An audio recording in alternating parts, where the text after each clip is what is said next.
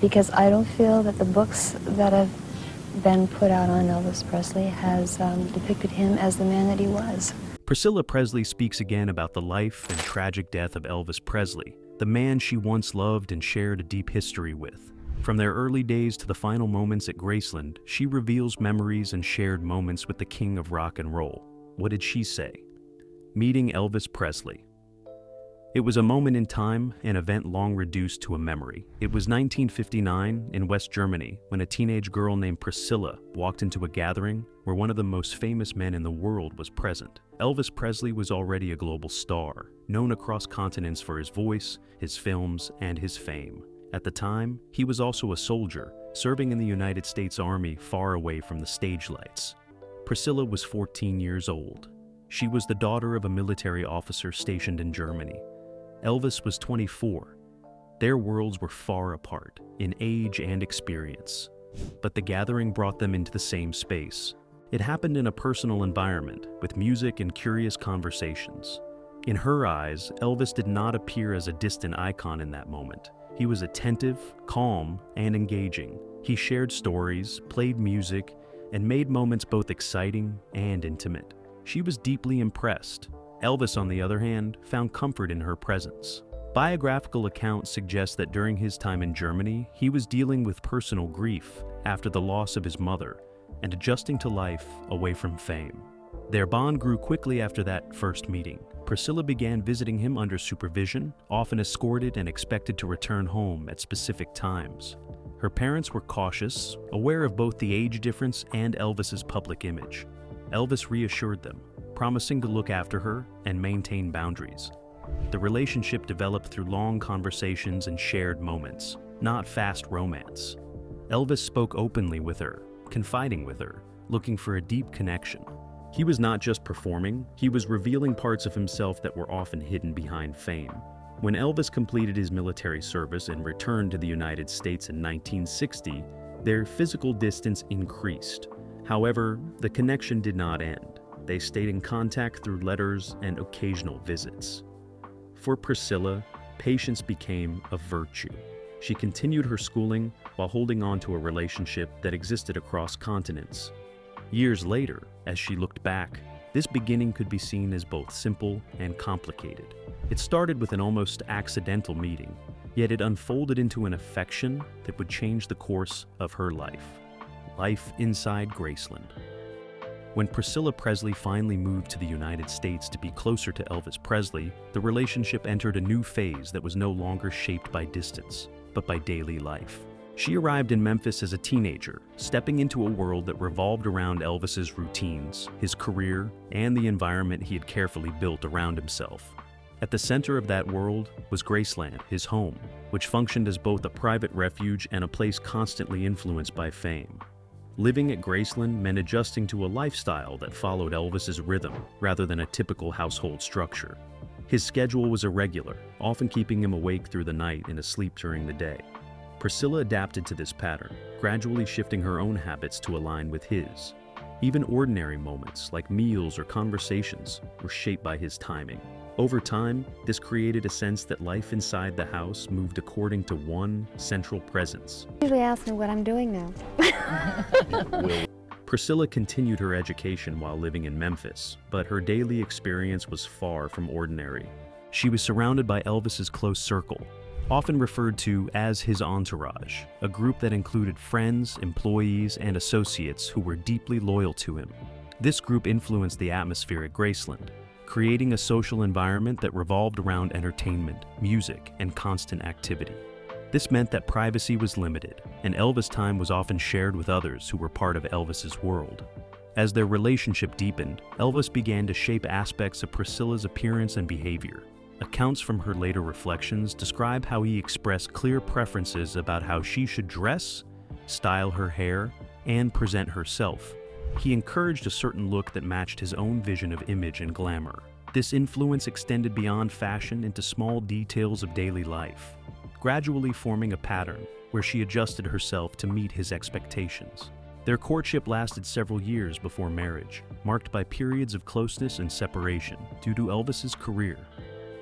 By the time they married in 1967 in Las Vegas, Their relationship had already been shaped by years of adaptation and compromise. The wedding itself was small. It was followed by a reception that included members of his inner circle and selected guests, maintaining a balance between public interest and private control. Marriage did not remove the pressures surrounding them.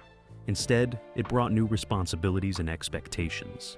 Elvis's career remained intense, involving film projects, recording sessions, and later, live performances that demanded constant travel.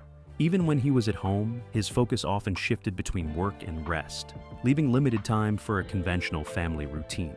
Priscilla later reflected on how deeply Elvis valued loyalty and control within his environment. He preferred to keep a familiar circle around him and often made decisions that ensured his surroundings remained stable and predictable. This extended to his personal relationships, including his marriage. While this created a sense of security, it also limited independence, as many aspects of life were influenced by his preferences. Despite these challenges, their life together also included shared milestones and meaningful experiences. They traveled, spent time with friends, and built a home that became one of the most recognized residences in American culture. Graceland itself evolved into a symbol of Elvis's success, filled with unique design choices and personal touches that reflected his taste. To Priscilla, it was both a home and a stage where private life and public identity often overlapped. It was a life that required her to grow quickly, learning how to exist within a space where love and control often appeared side by side. As time went on, there was more to learn and more storms to face. Marriage, motherhood, and music. In 1968, Priscilla gave birth to their only child, Lisa Marie Presley. The arrival of their daughter brought a new sense of purpose into the home. Priscilla was a mother now. She had a child to care for and a home to organize, one that was fraught with the shifts that came with fame. Elvis welcomed his daughter with affection, and those close to the family described moments where he showed deep attachment to her. He spent time with her, often wanting to share his world, while also protecting her from its intensity. However, his involvement was shaped by the same patterns that influenced other parts of his life. His schedule, his habits, and his responsibilities meant that his presence could be inconsistent. There were periods of closeness, followed by stretches where his attention was directed elsewhere.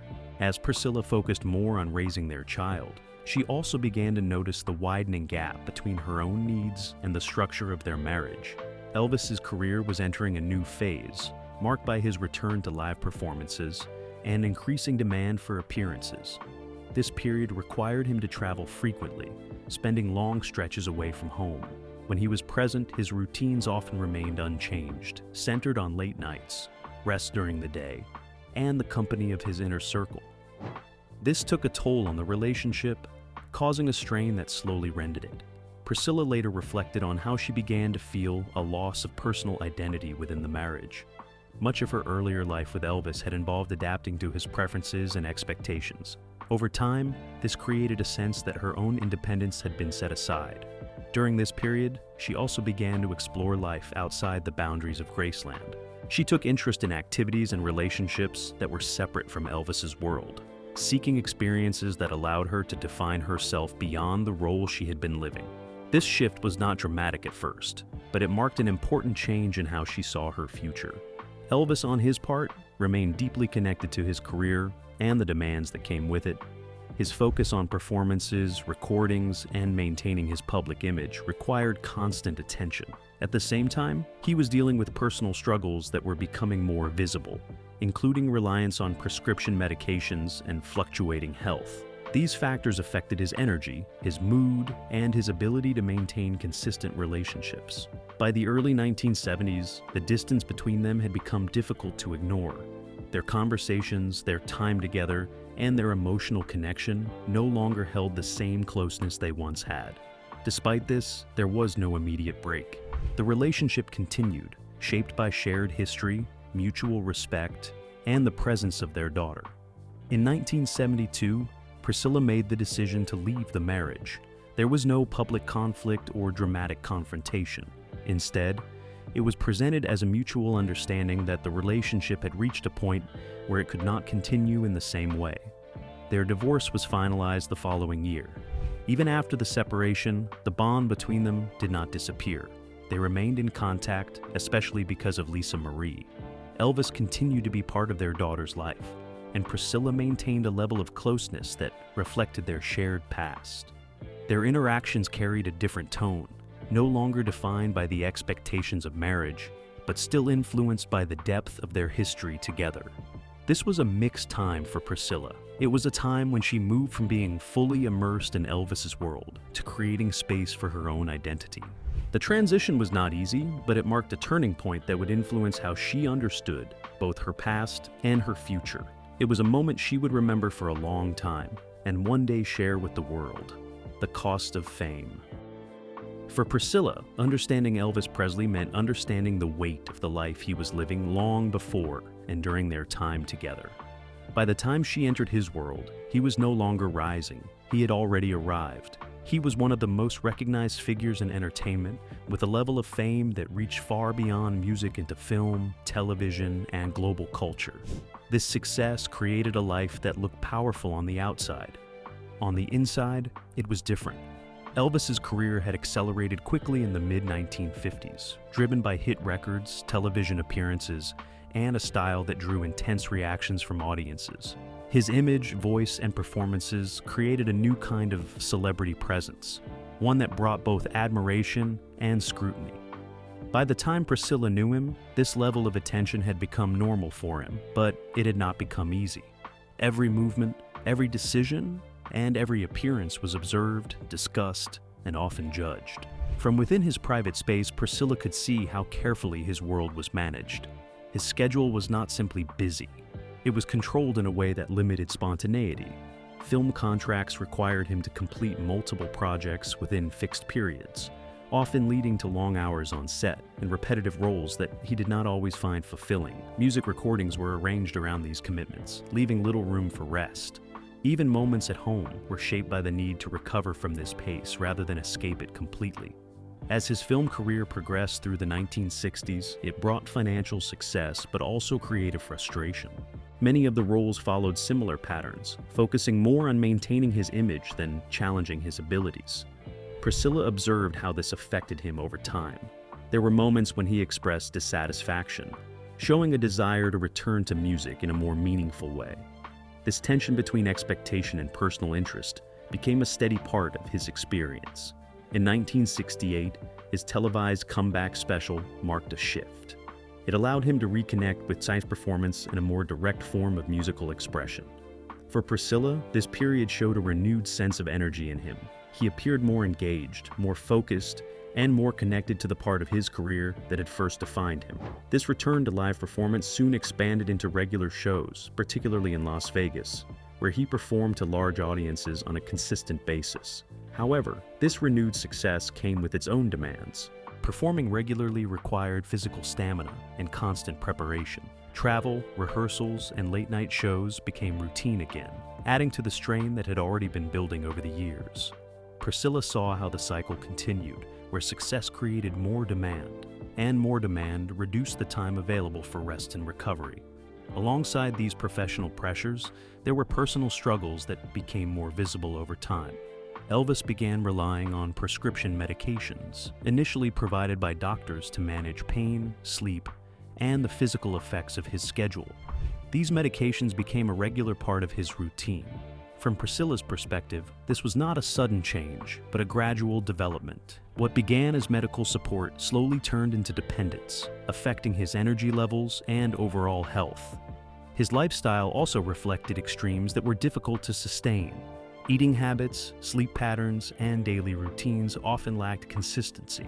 Periods of high activity were followed by periods of withdrawal, where he spent extended time resting or isolating himself within the comfort of familiar surroundings. These shifts made it difficult to maintain balance, both physically and emotionally. Despite these challenges, Elvis maintained a strong connection with his audience. His performances continued to draw large crowds, and his presence on stage remained powerful. Priscilla recognized that this connection was genuine. He valued his fans and took his role seriously, often pushing himself to meet expectations even when it came at a personal cost. This sense of responsibility contributed to the cycle, as stepping back was not something he found easy to do. Priscilla saw that Elvis's life was shaped by a constant pull between public success and private strain. The fame that defined him also limited him, creating an environment where rest, privacy, and personal stability were difficult to maintain.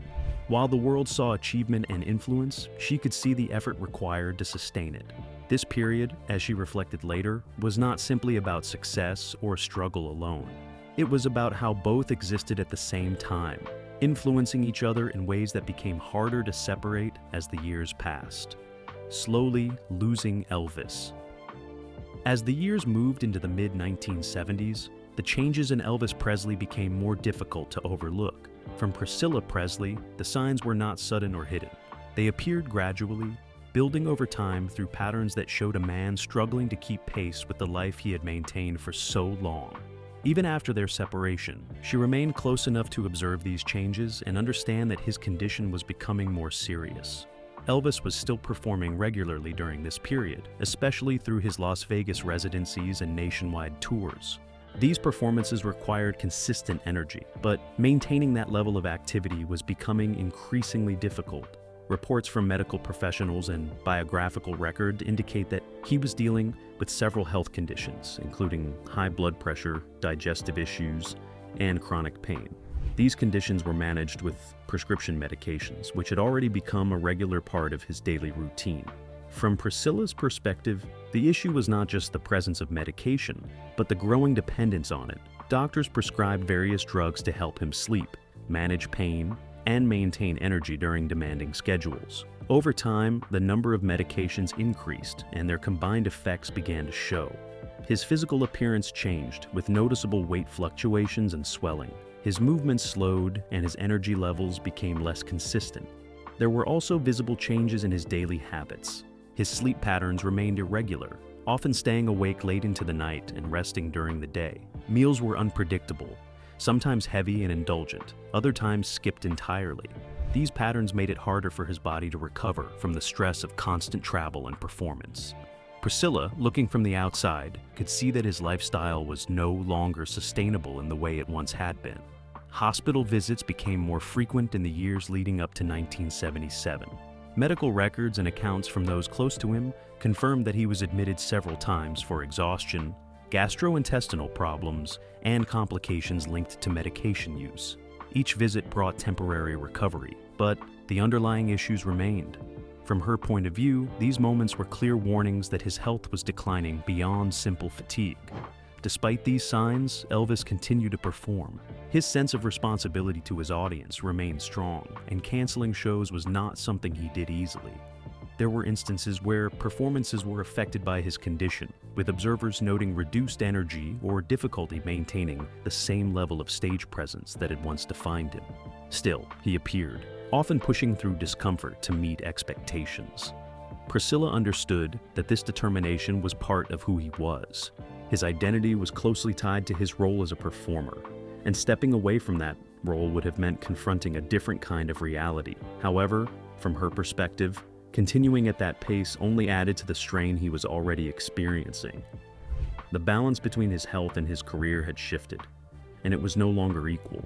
There were also emotional and psychological pressures that accompanied his physical condition. Living under constant public attention, managing expectations, and dealing with personal challenges created a level of stress that was not always visible. Priscilla later reflected that even when he appeared surrounded by people, there were moments where he seemed isolated, dealing with issues that others could not fully understand or address. Her awareness of his condition did not come from a single moment of realization, but from observing these patterns over time. The changes in his appearance, his behavior, and his energy all pointed in the same direction. While there were periods where he seemed to improve, they were often followed by setbacks that showed the situation had not truly changed.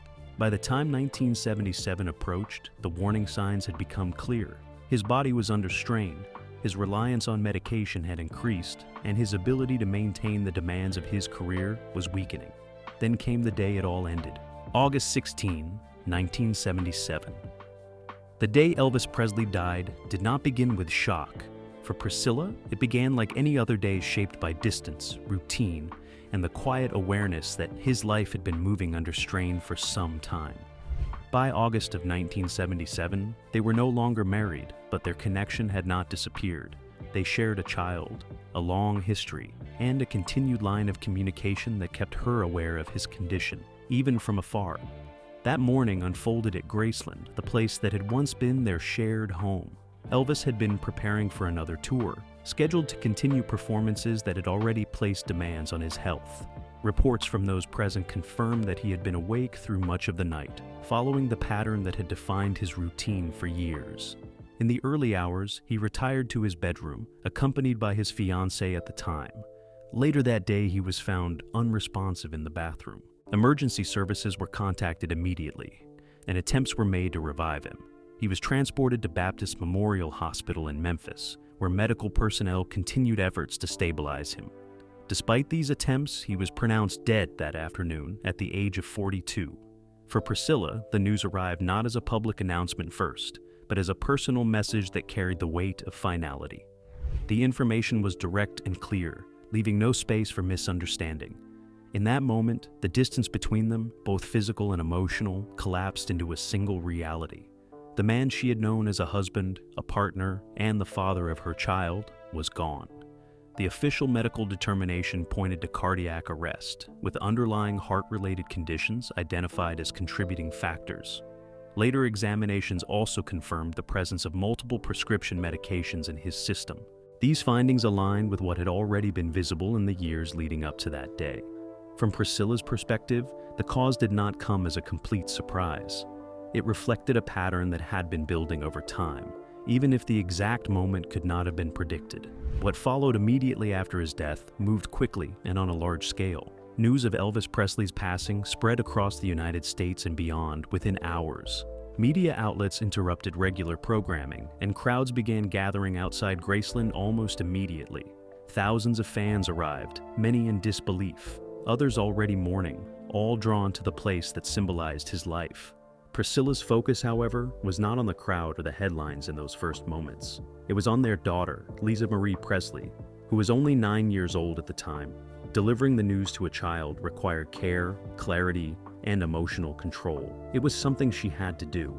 Arrangements for the funeral were made quickly, reflecting both the private nature of the family's grief and the public scale of Elvis's influence. His body was returned to Graceland, where a viewing allowed close friends and family to say their goodbyes. Shortly after, a larger public viewing was organized, drawing thousands who wanted to pay their respects. The funeral procession that followed moved through Memphis, with crowds lining the streets in silence and reflection. From Priscilla's perspective, these events unfolded with a sense of order, even as they carried deep emotion. There were decisions to be made, responsibilities to manage, and a need to maintain stability for those closest to her. The scale of public attention did not remove the personal nature of the moment. It existed alongside it, creating a situation where private grief and public mourning were happening at the same time. Looking back, the day marked a clear division between what had been and what would follow. It brought an end not only to Elvis's life, but to a chapter that had defined her own. The events of that day were direct, factual, and widely documented. Yet, from her point of view, they were also deeply personal, shaped by memory, connection, and the quiet understanding of everything that had led to that final moment. Priscilla at 80. In the days that followed the death of Elvis Presley, the scale of public reaction became impossible to separate from private grief. For Priscilla Presley, everything moved quickly, yet carried a weight that did not fade with time. What had been a personal loss was now unfolding in front of the world, with thousands of people gathering, mourning, and trying to process the sudden end of a figure who had felt constant in their lives. Graceland became the center of that reaction. Crowds lined the streets, leaving flowers, messages, and quiet tributes.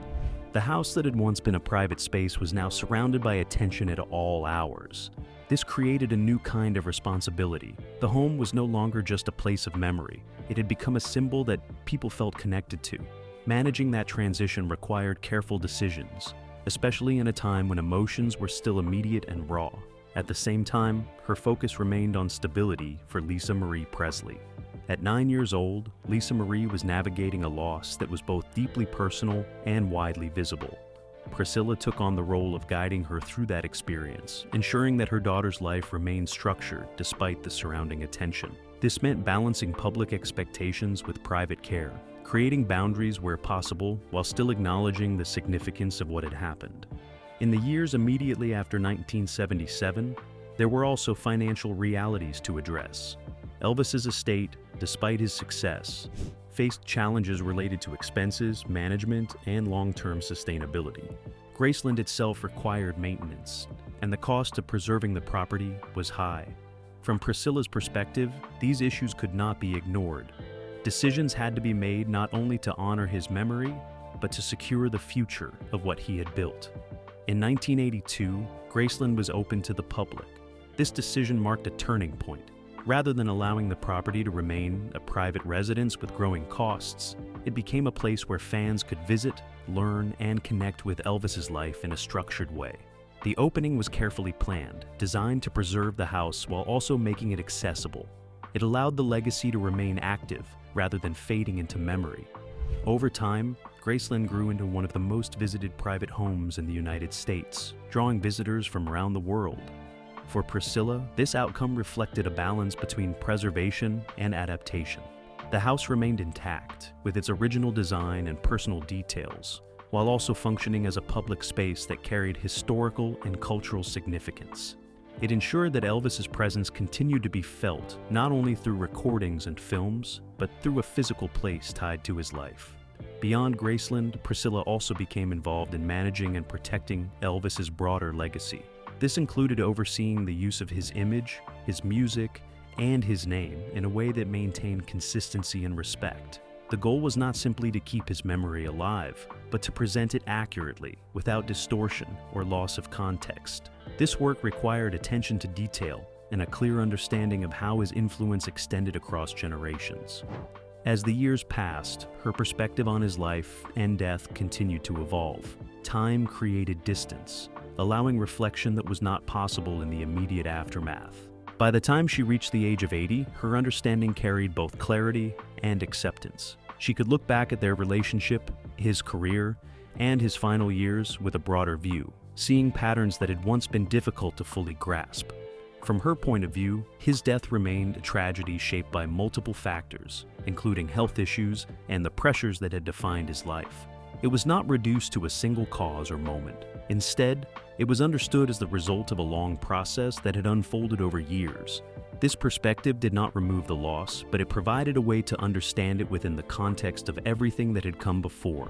Even decades later, Elvis Presley's presence continues through music, film, and cultural memory. For Priscilla, that presence is not abstract. It is tied to specific moments, places, and experiences that remain clear despite the passage of time.